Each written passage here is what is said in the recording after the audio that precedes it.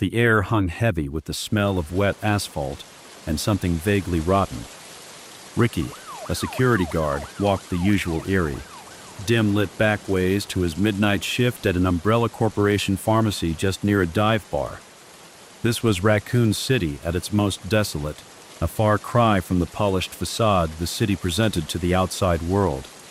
The alley felt like a labyrinth, each turn revealing another shadowed corner, another potential threat. He tightened his grip on the worn leather strap of his bag, the way of his flashlight a small comfort in the oppressive darkness.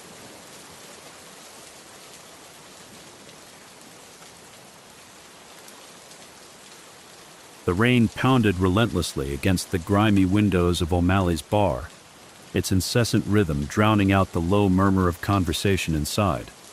Ricky nursed his lukewarm beer, savoring these last few moments before his night shift began. Danny, the bartender, quick with hands and a towel, is passing a good joke to brighten the dark midnight crowd.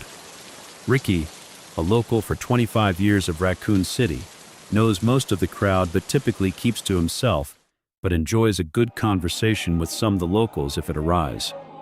The trickling raindrops, clinking glasses, and tapping of heels on the wood floor soothes the tension before his shift.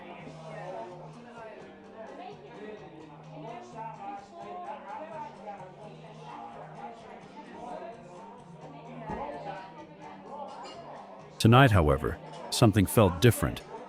The air was thick with an oppressive humidity, and an inexplicable sense of dread hung over the city like a shroud. Lightning flashed, briefly illuminating the rain-slicked walkways outside, and Ricky could have sworn he saw a figure stumbling awkwardly in the darkness.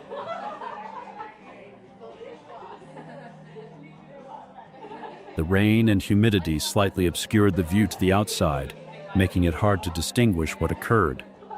Another figure stumbled by the entrance windows. This time it brushed vigorously against it, cracking the glass and leaving a streak of water which quickly was replaced by the rain. A few guests, startled, stood up and took a step back with confusion and concern. Others seated away, continued on unaware of what just happened, unaware of lingering doom.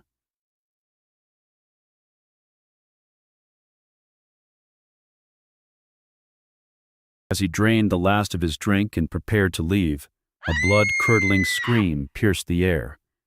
The patrons fell silent, their eyes wide with fear. Suddenly, the bar's door burst open, and a pale, lifeless figure lurched inside, its eyes vacant and hungry. The man was missing his stomach section, and his face was bitten and clawed.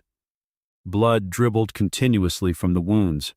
Ricky instantly jolted towards the front doors along with 3 others. The sound of a shattering glass and yells erupted in the bar.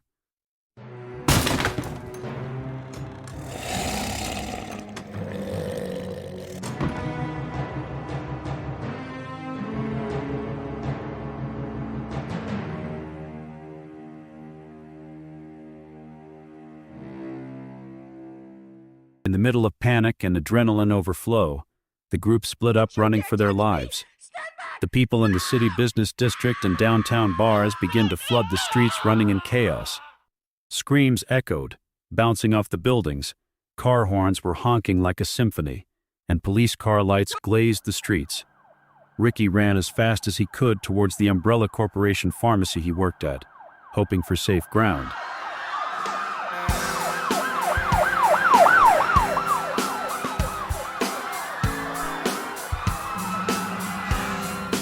Moans and shuffling can be heard as Ricky ran past alleyways and in between businesses. The rain was crashing into his face as he sprinted to the pharmacy. "Just one more block, I'll go around the back lobby entrance." He spoke to himself with panic. His heart was racing like never before. Overwhelmed in fear, his legs and arms felt rubbery, but Ricky fought his mind to stay strong.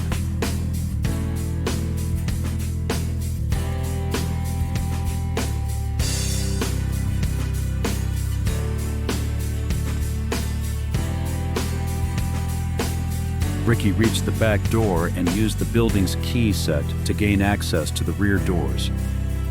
When Ricky opened the door, a man covered in blood with torn clothing ran towards him with a gurgle in his throat. The man looked very hostile, angry, spitting blood as it grunted ferociously, snapping in the direction of Ricky. Ricky could realize it was going to kill him, so he pulled out his nightstick and swung it across the furious, frantic, bloody man's head. It fell hard and didn't move. Ricky cautiously walked to the elevator lobby, clenching his nightstick, pulsing his grip, ready and on alert for another attacker.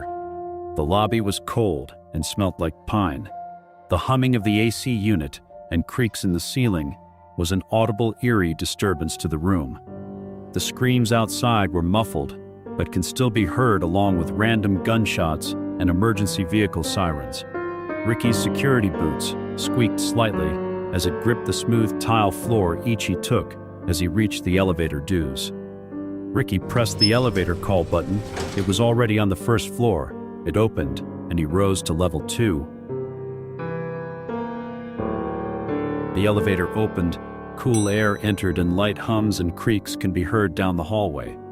Security office straight ahead, a sign read on the wall along with office admin individuals. Ricky proceeded forward, clenching his jaw, jolting his eyes left and right, concerned of what might be around. Walking past offices, the lights were dim or off, computers making fan noises and beeps. God, I hope Adam is working. I hope you're here, man. Ricky said aggressively to himself, scared and terrified. He continued onward slowly.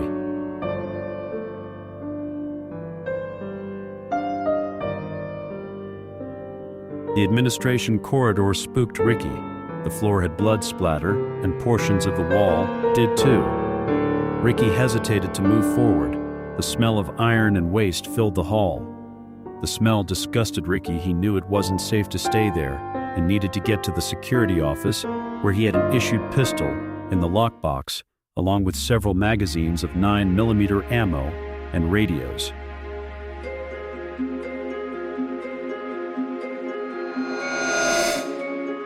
Adam.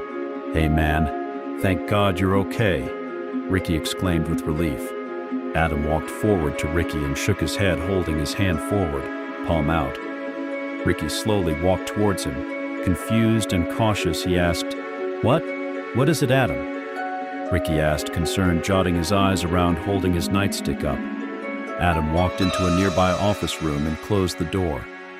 Ricky cautiously walked to the door, looking through the glass, trying to open the locked door. Adam, what the hell? Open up, Ricky whispered, concerned. Ricky, I'm sorry, brother. I have to stay in here. I can't be out there with you. Umbrella screwed up, I know it. Listen to me. This pharmacy has something going on inside it. I was on patrol after lockdown. All secured and cams were on. System motion control active. Not a soul left inside. Adam stated with fear in his voice, shaking and scratching his neck. Ricky can see tears in Adam's eyes. I walked up to level 3, and I heard a noise. Something running, knocking shit over in a room. Adam said, then swallowed hard. Adam continued, I walked in, and as soon as I took a step inside this guy, an admin from like 2 years ago here, jumped on me and bit my arm. The guy's name was David. He was still in his business suit. He smelt so bad. He smelt like shit, real foul. Adam turned and threw up. Ricky can hear the splattering on the tile floor behind the door. I ran and got a good distance. Shot him in the leg, but he kept coming. I shot him 9 times, Ricky. He went down after 9 rounds, and he chased me everywhere. Adam said, terrified in his voice. Oh crap, Ricky yelled while shuffling his feet to the side before taking off at a full sprint. Go to the security office. Ricky, it's safe. Good luck, my friend. Adam yelled, pressing his face against the door. Ricky ran fast. A small group of zombies ran towards him up the hallway. The zombies were growling and groaning, trying to catch up to Ricky, but were left behind as Ricky jolted down hallways, making it to the security office.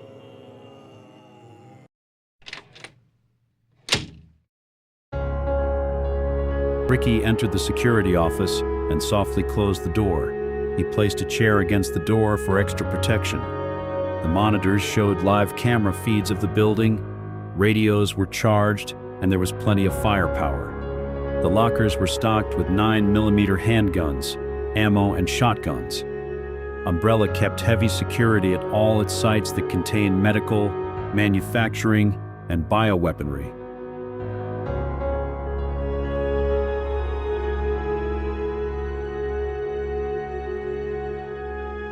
This is good enough. I can hold off here for a bit. I got cameras and intercom system in aid. I'll try to help as many people as I can that come here. Maybe some people are still alive inside the building. I'm here, guys. I'll try at least. Ricky said softly to himself, loading his pistol and chambering around. He walked over to the CCTV screens and started searching the camera feeds, hoping desperately to find someone still alive.